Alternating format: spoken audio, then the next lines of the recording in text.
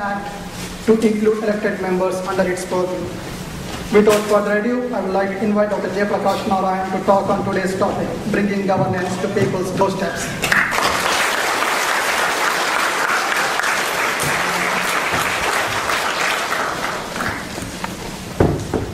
Friends, I'm truly delighted to be with you here in this wonderful city of Seattle. This is actually my first visit to this city, probably the only major city I've not visited so far in this country. When I think of the disruptive technologies promoted in this city, the changes brought about by the work done by many of you in this city, I feel privileged to be a part of this era. Whether it's Boeing or Microsoft or Amazon or many other companies, small and big, even Starbucks, I'm told, is headquartered here in Seattle. When you are in a place like this, you feel that there's no limit to our capacity. We can achieve almost anything. What you can achieve is limited only by what you can dream. And that's the way life should be. And therefore, I find it particularly pleasing that we are discussing transformation of India, which many people believe is the stuff of dreams. I believe it's the only stuff that's worthwhile, worth fighting for, worth living for, and we'll achieve that. Suddenly I realized, standing here, that many of you probably know more about me than I do myself. Because every word that I might have uttered, every statement I might have made, every word I might have written is now documented, is now played, replayed, put on YouTube. I didn't know anything about these technologies, but I've been far more careful had I known these things. and I'm told many people actually watch them very carefully, scrutinized very minutely to see if there are any serious flaws in logic or any inconsistencies. And this sometimes scares me. But luckily for Loksatta, there may have been a few factual inaccuracies here and there, but there's no inconsistency in our logic or in our goals. In the spirit of disclosure, let me state one factual inaccuracy, because I have heard it said twice, thrice in this, during this US trip. I was ranked number 4 in the IAS examination in 1980. I became number 2 after training because training marks are added, just so that tomorrow if somebody says, look, there's a lie here and it's not proper. I want to set the record straight, and I've said it in Washington, in the state of Washington and Seattle, in case somebody questions this, okay? Right. In the past 10 days I've been in this country, I've been deeply enthused by what I've seen. Today, from Sunnyvale, somebody took a telephone interview, a live telephone interview on a radio station, exclusively for Indians. They asked me if I come here to inspire the young people of Indian origin. I said no. I have come here to be inspired by the young people of Indian origin in the United States. And they are truly inspired. The amount of energy, enthusiasm, optimism, we can do attitude, skills, a record of success, and a spirit of service that they bring is unmatched. If anybody has any doubt whether India will be transformed in the next few years or not, they have to see the young people of Indian origin in the United States. The Economist today, in fact, for the second time called me and asked me for my views on this, and I stated precisely this. There's something happening which is surreptitious, which is under the radar, which many people are missing. It may not have consequences overnight, but it will surely have consequences in the next few years in India.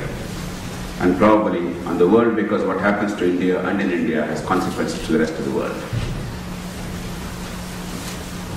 Oftentimes people ask me, yesterday somebody asked me, 14 years of work and still there is corruption in India, still there is a lot of maladministration in India, we failed spectacularly. I said, yes, no doubt about it. Mahatma Gandhi has failed spectacularly. He fought for an India which was united, but he could not keep India united. He fought for an India with decentralized power, but he could not guarantee that through the Constitution. He fought for an India which was full of integrity and no corruption. We have an India which is full of corruption.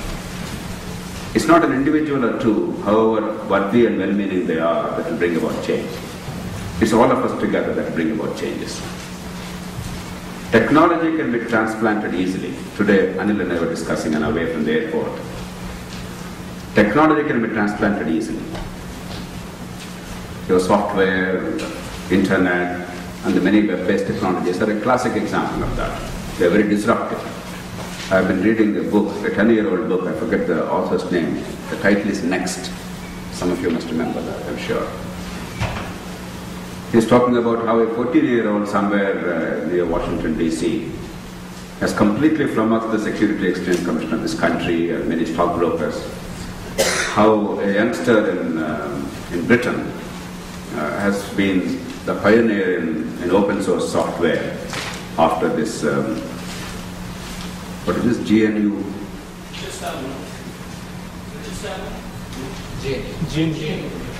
After this GNU stuff. That kid of, after that kid of 14 years of age in Britain from a poor family, just with an access to computer, has dramatically brought about changes in the whole world worried about him. So, disruptive technologies or non-disruptive technologies can be transferred easily. Vaccination can be transferred easily. It doesn't take much time or effort. You have a great 911 in this country. Anil and his colleagues worked in India to build an equivalent of that in India called 108 EMRI. I can guarantee you, despite the fact that the originator, the founder of EMRI, he proved to be somebody of less than adequate virtue, let us say. But that apart, the accomplishment of 108 is remarkable. Today, 108 in India, EMRI, is a match for 911. In every sense, it does emergency response. We don't have the capacity to actually treat the patients, yes. The healthcare system doesn't work yet. But the emergency response part is tremendous. It's as good as the best in the United States. What it means is technology can be transplanted, improved upon, with consummate ease and tremendous speed.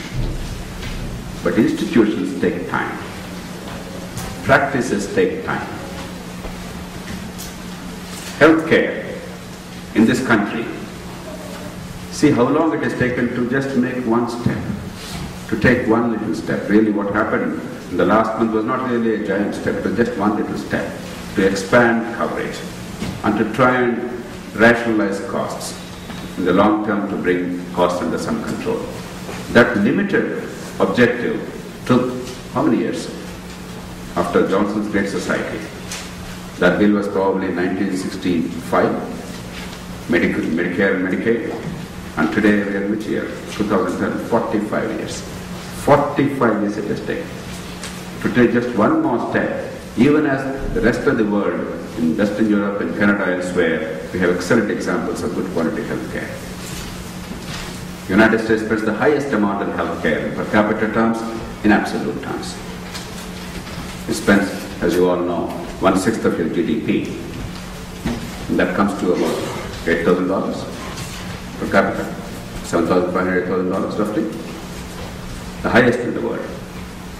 It is 2 to 3 times more than most of Western European countries. And yet the US is only 24th in terms of healthcare outcomes. The best quality healthcare here is better than the best in the world, that's true. But if you actually take the outcomes in terms of disability adjusted life years that are saved because of healthcare system, then US is ranked only 24th. Countries which spend only 1/3, half of it, Britain, Japan, France, Germany, other countries, their indicators are far superior.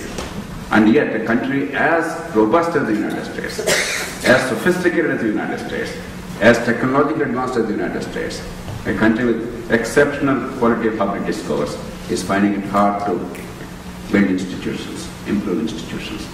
That is the nature of human progress. Technology can be transplanted easily, but institutions take time. The challenge is, how do you accelerate the institutional transformation? Take campaign finance reform. 1974, that was the year when Richard Nixon was forced to resign for relatively minor misdemeanors. By contemporary Indian standards, what Nixon did was really very small stuff.